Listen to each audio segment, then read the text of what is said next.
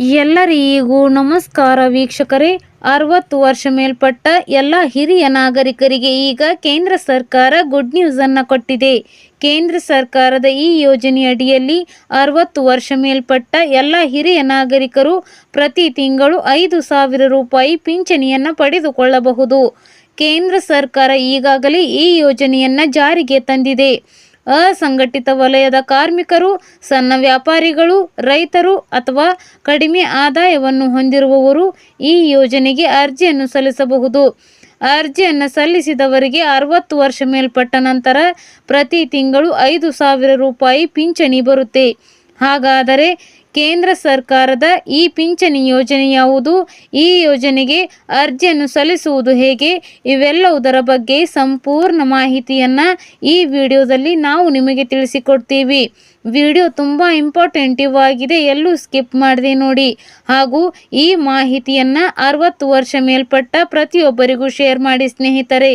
ಕೇಂದ್ರ ಸರ್ಕಾರದಿಂದ Atal pension scheme ಜಾರಿಯಲ್ಲಿರುವುದು ನಿಮಗೆಲ್ಲರಿಗೂ ಕೂಡ ಗೊತ್ತೇ ಇದೆ. 18 ವರ್ಷದಿಂದ 40 ವರ್ಷದ ಒಳಗಿನ ಎಲ್ಲ ಭಾರತೀಯ ನಾಗರಿಕರು ಈ ಯೋಜನೆಗೆ ಅರ್ಜಿಯನ್ನು ಸಲ್ಲಿಸಬಹುದು. ಕೇಂದ್ರ ಸರ್ಕಾರದ ಅಟಲ್ ಪೆನ್ಷನ್ ಸ್ಕೀಮ್ ಯೋಜನೆಯಡಿಯಲ್ಲಿ ಪ್ರತಿ ತಿಂಗಳು 1,000ದಿಂದ 5,000 ರೂಪಾಯಿವರೆಗೆ ಪಿಂಚಣಿಯನ್ನು ಪಡೆದುಕೊಳ್ಳಬಹುದು. ಕೇಂದ್ರ ಸರ್ಕಾರದ ಅಟಲ್ ಪಿಂಚಣಿ ಯೋಜನೆಯಡಿಯಲ್ಲಿ ನೀವು ಎಷ್ಟು ಹಣವನ್ನು ಹೂಡಿಕೆ ಮಾಡುತ್ತೀರಿ ಅದರ ಮೇಲೆ ನಿಮ್ಮ ಪಿಂಚಣಿ ಹಣ ನಿರ್ಧಾರವಾಗುತ್ತೆ. ಪ್ರತಿ ತಿಂಗಳು ನಿಮ್ಮ ಬ್ಯಾಂಕ್ ಖಾತೆಯಿಂದ ಹಣವನ್ನು ಕಡಿತ ಮಾಡಲಾಗುತ್ತೆ. ಹತ್ತಿರದ ಬ್ಯಾಂಕ್ ಅಥವಾ ಪೋಸ್ಟ್ ಆಫೀಸ್ನಲ್ಲಿ ನೀವು ಈ ಯೋಜನೆಯ ಖಾತೆಯನ್ನು ತೆರೆಯಬಹುದು. 40 ವರ್ಷಗಳವರೆಗೆ ನೀವು ಯೋಜನೆಯಲ್ಲಿ ಹೂಡಿಕೆಯನ್ನು ಮಾಡಬೇಕಾಗುತ್ತೆ. ನಿಮ್ಮ ವಯಸ್ಸಿನ ಆಧಾರದ ಮೇಲೆ ಪ್ರೀಮಿಯಂ ಮೊತ್ತವನ್ನು ನಿರ್ಧಾರ ಮಾಡಲಾಗುತ್ತೆ. ನಿಮಗೆ 18 ವರ್ಷ ವಯಸ್ಸಾಗಿದ್ದು ನಿಮಗೆ ಪ್ರತಿ ತಿಂಗಳು 5,000 ರೂಪಾಯಿ ಪಿಂಚಣಿ ಬೇಕಾದರೆ ನೀವು ಪ್ರತಿ ತಿಂಗಳು 210 ರೂಪಾಯಿ ಹಣವನ್ನು ಹೂಡಿಕೆ ಮಾಡಬೇಕಾಗುತ್ತೆ. ಈ ರೀತಿಯಾಗಿ ನೀವು ಹೂಡಿಕೆ ಮಾಡಿದ ಹಣದ ಮೇಲೆ ನಿಮ್ಮ ಪಿಂಚಣಿ ಹಣ ನಿರ್ಧಾರವಾಗುತ್ತೆ. ಬ್ಯಾಂಕ್ ಮತ್ತು ಪೋಸ್ಟ್ ಆಫೀಸ್ನಲ್ಲಿ ಅಟಲ್ ಪಿಂಚಣಿ ಯೋಜನೆಯ ಖಾತೆಯನ್ನು ತೆರೆಯಬಹುದು. 40 ವರ್ಷಗಳವರೆಗೆ ನೀವು ಹೂಡಿಕೆಯನ್ನು ಮಾಡಬೇಕಾಗುತ್ತೆ. ನಿಮಗೆ 60 ವರ್ಷವಾದ ನಂತರ ಪ್ರತಿ ತಿಂಗಳು 5,000 ರೂಪಾಯಿವರೆಗೆ ಪಿಂಚಣಿಯನ್ನು ಪಡೆದುಕೊಳ್ಳಬಹುದು. ಸ್ನೇಹಿತರೆ, ಅಟಲ್ ಪಿಂಚಣಿ ಯೋಜನೆಯ ಬಗ್ಗೆ ನಿಮ್ಮ ಅನಿಸಿಕೆ ಅಭಿಪ್ರಾಯವನ್ನು ನಮಗೆ ಕಮೆಂಟ್ ಬಾಕ್ಸ್ನಲ್ಲಿ ತಿಳಿಸಿ. ನೀವು ಮೈಕ್ರೋ ಫೈನಾನ್ಸ್ ಅಥವಾ ಸಣ್ಣ ಪುಟ್ಟ ಸಹಕಾರಿ ಸಂಘಗಳಲ್ಲಿ ಸಾಲವನ್ನು ಮಾಡಿಕೊಂಡಿದ್ದರೆ ಮುಖ್ಯಮಂತ್ರಿ ಸಿದ್ದರಾಮಯ್ಯ ಅವರು ಹೊರಡಿಸಿರುವ ಈ ಆದೇಶವನ್ನು ತಿಳಿದುಕೊಳ್ಳುವುದು ಅತಿ ಅಗತ್ಯವಾಗಿದೆ. ಮೈಕ್ರೋ ಫೈನಾನ್ಸ್ಗಳಿಗೆ ಸಂಬಂಧಪಟ್ಟಂತೆ ಮುಖ್ಯಮಂತ್ರಿ ಸಿದ್ದರಾಮಯ್ಯ ಅವರು ಈಗ ಬಹುದೊಡ್ಡ ಆದೇಶವನ್ನು ಹೊರಡಿಸಿದ್ದಾರೆ. ಈ ಮೂಲಕ ಆದೇಶವನ್ನು ಹೊರಡಿಸಿರುವ ಮುಖ್ಯಮಂತ್ರಿ ಸಿದ್ದರಾಮಯ್ಯ ಅವರು ಮೈಕ್ರೋ ಫೈನಾನ್ಸ್ ಮತ್ತು ಸಣ್ಣ ಪುಟ್ಟ ಸಂಸ್ಥೆಗಳಲ್ಲಿ ಸಾಲವನ್ನು ಮಾಡಿದವರಿಗೆ ಗುಡ್ ನ್ಯೂಸ್ ಕೊಟ್ಟಿದ್ದಾರೆ ಅಂತ ಹೇಳ್ಬೋದು. ಹಾಗಾದರೆ ಮೈಕ್ರೋ ಫೈನಾನ್ಸ್ ಅಥವಾ ಸಣ್ಣ ಪುಟ್ಟ ಸಾಲ ಸಂಸ್ಥೆಗಳಲ್ಲಿ ಸಾಲವನ್ನು ಮಾಡಿಕೊಂಡವರಿಗೆ ಮುಖ್ಯಮಂತ್ರಿ ಸಿದ್ದರಾಮಯ್ಯ ಅವರು ಕೊಟ್ಟಿರುವ ಗುಡ್ ನ್ಯೂಸ್ ಏನು ಅನ್ನೋದ್ರ ಬಗ್ಗೆ ಸಂಪೂರ್ಣ ಮಾಹಿತಿಯನ್ನು ಈ ವಿಡಿಯೋದಲ್ಲಿ ನಾವು ನಿಮಗೆ ತಿಳಿಸಿಕೊಡ್ತೀವಿ. ವಿಡಿಯೋ ತುಂಬ ಇಂಪಾರ್ಟೆಂಟಿವ್ ಆಗಿದೆ, ಎಲ್ಲೂ ಸ್ಕಿಪ್ ಮಾಡದೆ ನೋಡಿ. ಹಾಗೂ ಮೈಕ್ರೋ ಫೈನಾನ್ಸ್ಗಳಲ್ಲಿ ಸಾಲ ಮಾಡಿದ ಪ್ರತಿಯೊಬ್ಬರಿಗೂ ಈ ಮಾಹಿತಿಯನ್ನು ಶೇರ್ ಮಾಡಿ ಸ್ನೇಹಿತರೆ. ಇತ್ತೀಚೆಗೆ ಮೈಕ್ರೋ ಫೈನಾನ್ಸ್ಗಳ ವಿರುದ್ಧವಾಗಿ ಸಾಕಷ್ಟು ಆರೋಪಗಳು ಕೇಳಿ ಬರ್ತಾ ಇದೆ. ಕಾನೂನು ಮಿತಿಯನ್ನು ಮೀರಿ ಸಾಲ ವಸೂಲಾತಿಗೆ ಹೇಳಿದ ಸಂಸ್ಥೆಗಳಿಗೆ ಈಗ ಮುಖ್ಯಮಂತ್ರಿ ಸಿದ್ದರಾಮಯ್ಯ ಅವರು ಎಚ್ಚರಿಕೆಯನ್ನು ಕೊಟ್ಟಿದ್ದಾರೆ. ಕೆಲವು ಮೈಕ್ರೋ ಫೈನಾನ್ಸ್ಗಳು ತಮ್ಮ ವ್ಯವಹಾರವನ್ನು ಹೆಚ್ಚಳ ಮಾಡಿಕೊಳ್ಳುವ ಉದ್ದೇಶದಿಂದ ಮಿತಿಯನ್ನು ಮೀರಿ ಒಬ್ಬರೇ ಸಾಲಗಾರರಿಗೆ ಮೇಲಿಂದ ಮೇಲೆ ಸಾಲವನ್ನು ಕೊಡುತ್ತೆ. ಅದೇ ರೀತಿಯಲ್ಲಿ ಕೆಲವು ಮೈಕ್ರೋ ಫೈನಾನ್ಸ್ಗಳು ಒಬ್ಬ ವ್ಯಕ್ತಿ ಸಾಲವನ್ನು ತೀರಿಸಿದ್ದಾಗ ಆತನ ಮೇಲೆ ಕಾನೂನು ಬಾಹಿರ ಕ್ರಮವನ್ನು ತೆಗೆದುಕೊಳ್ಳುತ್ತಿದೆ.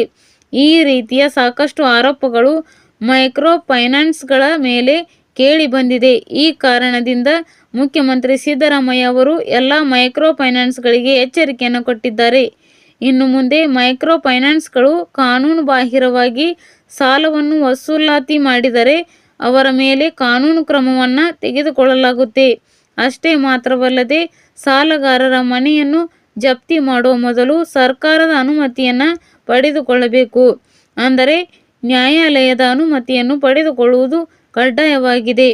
ಈ ಮಿತಿಯನ್ನು ಪಾಲನೆ ಇದ್ದರೆ ಅವರ ನೋಂದಾವಣಿ ಪರವಾನಗಿ ಪತ್ರವನ್ನು ರದ್ದು ಮಾಡಲಾಗುತ್ತೆ ಅಂತ ಸಿದ್ದರಾಮಯ್ಯ ಈಗ ಎಚ್ಚರಿಕೆಯನ್ನು ಕೊಟ್ಟಿದ್ದಾರೆ. ಒಬ್ಬರೇ ವ್ಯಕ್ತಿಗೆ ಪದೇ ಪದೇ ಸಾಲವನ್ನು ಕೊಡಬಾರದು ಮತ್ತು KYC ಇಲ್ಲದೆ ಸಾಲವನ್ನು ಕೊಡಬಾರದು ಅಂತ ಈಗ ಸಿದ್ದರಾಮಯ್ಯ ಅವರು ಆದೇಶವನ್ನು ಹೊರಡಿಸಿದ್ದಾರೆ.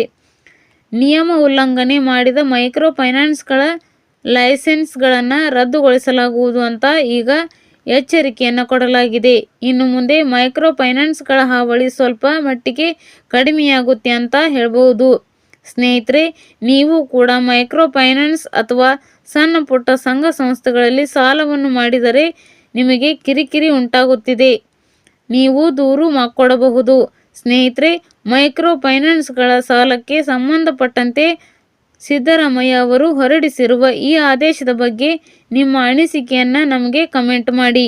ಇವತ್ತು ಬೆಳಿಗ್ಗೆನಿಂದ ಗೃಹಲಕ್ಷ್ಮಿ 23ನೇ ಕಂತು ಜಮಾ ಆಗಿದೆ ಅಂತ ಹೇಳಿ ಕಮೆಂಟ್ಗಳು ಬರ್ತಾ ಇದೆ. ನಿಜವಾಗ್ಲೂ ಬಿಡುಗಡೆ ಶುರುವಾಗಿದೆಯಾ?